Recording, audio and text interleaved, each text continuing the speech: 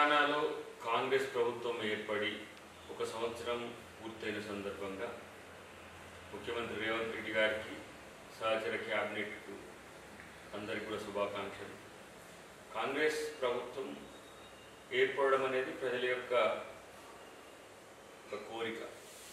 వాస్తవానికి కేసీఆర్ పరిపాలన 9 సంవత్సరాలు చూసిన తర్వాత ప్రజలు తీవ్ర వ్యతిరేకతతో కేసీఆర్ని గద్దెదించాలనే ఆలోచనతో పాటు కాంగ్రెస్కే పట్టం కట్టాలనే ఆలోచన రావడం అనేది కాంగ్రెస్ పార్టీ చేసుకున్న ఒక అదృష్టం. అది రేవంత్ రెడ్డి గారికి వారి యొక్క పోరాట పటిమకు ప్రజలు ఇచ్చిన తీర్పుగా మేమందరం కూడా భావిస్తున్నాం.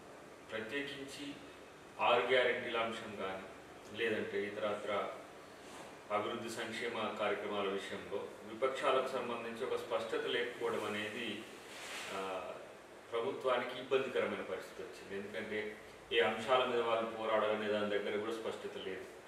రెండవది ఏంటంటే ఏ పని చేద్దామన్నప్పుడు కూడా వాటి పనిని వ్యతిరేకించే ప్రక్రియ తప్పితే మరొకటి కాదు.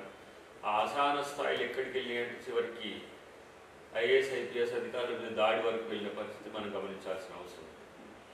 6 గ్యారెంటీల్లో రైతు భరోసాకు సంబంధించిన ఒక అంశం, రెండవది మహిళలకు 2500 రూపాయలు, ఈ రెండు పెండింగ్లో మేజర్గా ఉన్నాయి. మిగతావన్నింటినీ కూడా 21,000 పైచీలకు రైతు రుణమాఫీ అయింది, ఇంకా జరుగుతూనే ఉంటుంది. అది ఎందుకంటే అదొక టెక్నికల్ ఫ్లాస్ ఉన్న అంశాల్లో అందరికీ కూడా అది అర్థమవుతుంది. కాబట్టి ఇప్పుడు క్రమేపీ అవి పరిష్కారం అవుతున్న పరిస్థితి. రైతు, విద్యార్థి, మహిళ ప్రధాన లక్ష్యంగా 6 గ్యారెంటీలు ఉన్నాయి. ఈరోజు ఉచిత బస్సుకు సంబంధించిన అంశంలో అందరూ కూడా మంచిగా ఉన్నప్పుడు కూడా వాళ్ళు ఆటో వాళ్ళని ఈరోజు రెచ్చగొట్టి ఈ ఫ్రీ బస్సుని తీసేయమని చెప్పారు.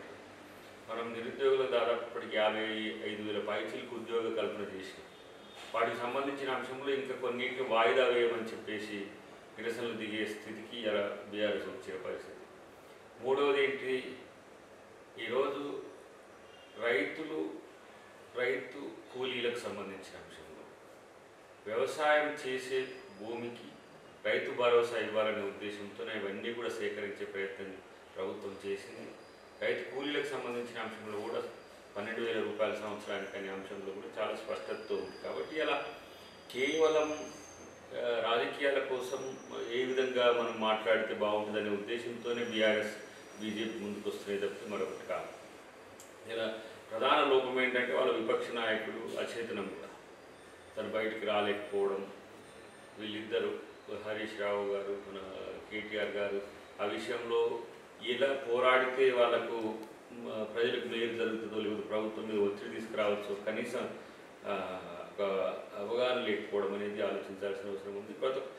ప్రతిగా బీఆర్ఎస్ని బీజేపీ ఫాలో అవుతున్నట్టుగా మనకు కనబడుతుంది. ఎందుకంటే మూసీ విషయంలో కానీ లేదంటే హైడ్రా విషయంలో కానీ, హైడ్రా కూల్చివేతలు అనేవి అక్రమార్కుల మీద జరిగినప్పుడు కొంతమంది పేదలకు నష్టం జరుగుతుందనే ఏవైతే ఉన్నాయో వాటిని అన్నింటినీ కూడా ప్రభుత్వం చూసి హైడ్రాకు సంబంధించి హైకోర్టు తీర్పును అనుసరించి కూల్చివేతలకు సంబంధించిన కార్యాచరణ ఉంటుంది. అది కూడా ఒక ఆర్డినెన్స్తో, గవర్నర్ ఆర్డినెన్స్తో వచ్చింది కాబట్టి అది లీగాలిటీ ఉండే అవకాశం ఉంది.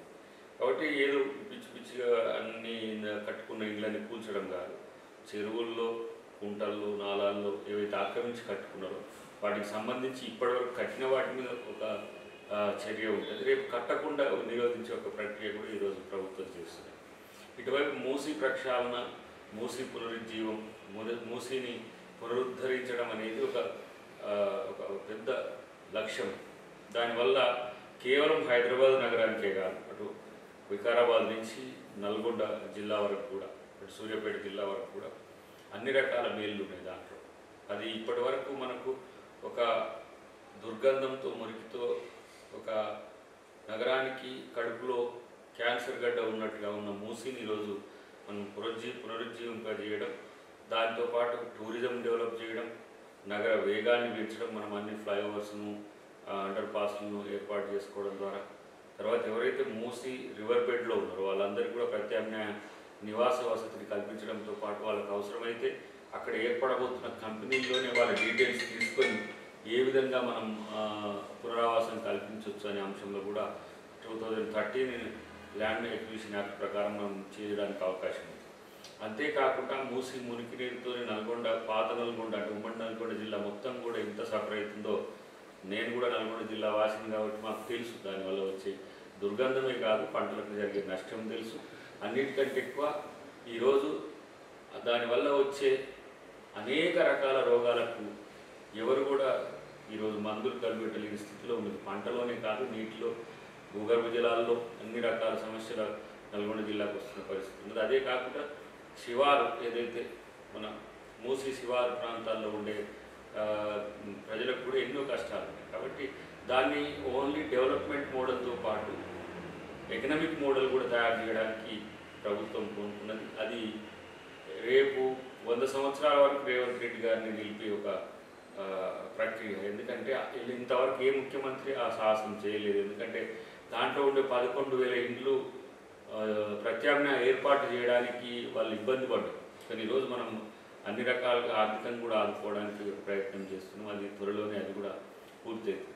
అన్నిటికంటే ప్రెస్టీజియస్గా ఇప్పుడు విద్యా వైద్యాన్ని క్రమేపీ పేదలకు దగ్గరగా, ప్రజలందరికీ దగ్గరగా, కులాలకు అతీతంగా, మతాలకు అతీతంగా విద్యను ప్రైవేటీకరణ నుంచి ప్రభుత్వ విద్య వైపు తీసుకురావడం, ప్రైవేట్ వైద్యం నుంచి ప్రభుత్వ వైద్యం వైపు తీసుకురావడం, ఒక సింగిల్ ఎంపీ లేకుండా ఏ విధంగా చదువుకోవచ్చు అనేది ప్రభుత్వం ఇప్పుడు ఇంటిగ్రేటెడ్ ఇంటర్నేషనల్ స్కూల్స్తో ఆ ప్రయత్నం చేస్తున్నది. ఇప్పటికి 33 స్కూల్కి సంబంధించి శంకుస్థాపన జరిగింది. ఇప్పుడు వైద్యానికి సంబంధించిన అంశంలో అన్ని హాస్పిటల్స్తో పాటు ఇప్పుడున్న వసతులన్నిటి కూడా సమీక్షించి సమీకరించి మిగతా ఎంత మేరకు వైద్యానికి మరింత చేరువ పేదలు చేయొచ్చు అనే అంశం మీద నెక్స్ట్ స్టెప్ తీసుకునే అవకాశం ఉంటుంది. అది హైదరాబాద్లోనైతే అవుటర్ రింగ్ రోడ్ చుట్టూ హాస్పిటల్స్ ఏర్పాటు చేయడం, రూరల్లోనైతే ఏరియా హాస్పిటల్స్, డిస్ట్రిక్ట్ హాస్పిటల్స్తో పాటు మంచి హాస్పిటాలిటీని కల్పించడానికి అటువైపు వైద్య శాఖకు సంబంధించి దామోదర రాజనరసింహ గారు కూడా చాలా కృషి చేస్తున్నారని నాకు వ్యక్తిగతంగా కూడా తెలుసు. తర్వాత ఫినాన్సెస్ అనేవి చాలా కుచించుకుపోయిన పరిస్థితుల్లో ఇప్పుడు కొంత ఆర్థిక మెరుగు కనబడుతుంది. దాదాపు 18,000 పైచీలకు రెవెన్యూ రిసీట్స్ ఉన్నందుకన దాంట్లో 6,000 కోట్ల పైచీలకు పర్ మంత్ నిర్వహణ వ్యయం, ఒక 6,000 కోట్ల పైచీలకు వడ్డీకే పోతున్న క్రమంలో మిగతా 6,000 కోట్లతో మనం అభివృద్ధి సంక్షేమాలు చేసుకోవడానికి అవకాశం ఉండే విధానాన్ని అటు డిప్యూటీ సీఎంగా ఉన్న బట్టి విక్రమార్క గారు చాలా పకడ్బందీగా ఆర్థిక నిర్వహణ చేయడం అనేది సంపద సృష్టికి ఉపయోగపడే సంపద ఆర్థిక వెసులుబాటు కల్పిస్తున్నవైనా నేను గమనిస్తున్నాను. దాంతోపాటు అగ్రికల్చర్లో నూతన పద్ధతులు తీసుకురావడానికి ఏ విధంగా ముందుకు పోవాలి, రైతును ఆర్థికంగా ఆదుకోవడమే కాకుండా ఉత్పత్తులకు ఏ విధంగా మనం మెరుగు చేయించాలనే విషయంలో ఒకవైపేమో వరికి సంబంధించి అంత పంటను కొనడం, రెండవది బోనస్, అన్న బియ్యానికి బోనస్ ఇవ్వడమే కాకుండా ఇలా మనం రైతు రుణమాఫీ చేసుకోవడం ద్వారా మళ్ళీ బ్యాంకులో రైతులకు రుణాలకు అవకాశం కలిగింది. పంటకు కూడా రైతు భరోసా సంక్రాంతి నుంచి మనం మళ్ళీ ఇచ్చే కార్యక్రమం అన్ని పంటలకు సంబంధించిన అంశంలో ఒక స్పష్టత వస్తున్నవైనా మాత్రం రైతులు గమనించాలని విజ్ఞప్తి. విద్యార్థుల విషయంలో 5 లక్షల గ్యారంటీ కార్డు ఏదైతే ఉందో అది ఇప్పుడు ఈ అకాడమిక్ ఇయర్ నుంచి ఏ ఎగ్జామ్స్ పడతారో ఆ ఎగ్జామ్కి సంబంధించి ప్రిపేర్ అవ్వడానికి కూడా విద్యార్థులకు సంబంధించి ఒక ప్రయత్నం చేస్తున్నాం. ఈ ఒక్క సంవత్సరంలోనే 55,000 పైచీలకు ఉద్యోగాలు ఇవ్వగలిగాం.